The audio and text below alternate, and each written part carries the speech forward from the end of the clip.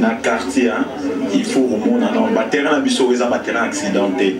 Et puis, ce qui est de mal, la construction a abondé basala en mobilité. Babouki moutoye à planir, à Tongindaku, les colons na yemoutou soit à planir, à Tongindaku, sans tenir compte que l'espace au bazotika les colons na sewana, un moule bêta et au causé bon bateau. Bon, le roi difficulté pesa na mboka chouezate. Ya mozomo arabat bazoya bazotonga, bazo contrôle pété bata cadastre bani ba contrôler na bon suba mapa ma batute. Ba comme otika ka bon donc c'est ça. Donc eza sototé pour famille mbali paku à Azawana. Donc ils ont des familles différentes. Moi si na famille mbali na bana.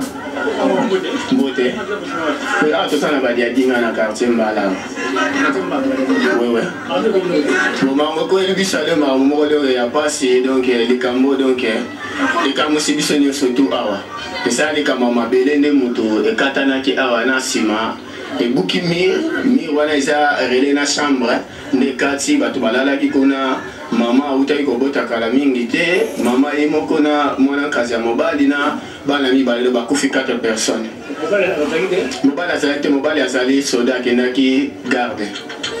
En tout cas, l'événement où il s'est en tout cas, il s'est se passe. Bah, continue, il faut pas le cabaret à la Babylone comme Boé. Un officier, oui, il doit la place à Boé. Il faut pas aller à côté de Bamoko. Boé, ça qui est côté à super Tandéni. Aïe, ça, Moussala, mais côté aïe, Boyo, Kaboya, au son Anasima. À côté de la dégâts, en tout cas, il s'est se passe. Babou Moussala. Ok, merci. Malgré Mamoula, oui, Bandaki, Bandana, tout ça, voisin, ils sont aussi dans le habitat.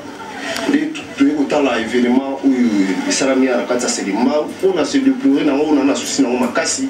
On continue à se battre avec ceux qui problème est quoi. Au monde, on continue à battre. Oh, tout la population là-bas. Bazo Boukaka, quand le pas on va basé sans tenir que dans les colons on avait chargé les alliés et qui beaucoup il a. Donc c'est ça moi souci aux quand na ngande yango. Moi conseil que la population baza koto yo batika kande kolia kabazelu.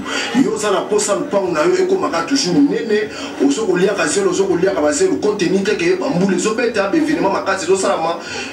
Yo za na se mai uta na likolo ti ekoya ndeko kolela yo.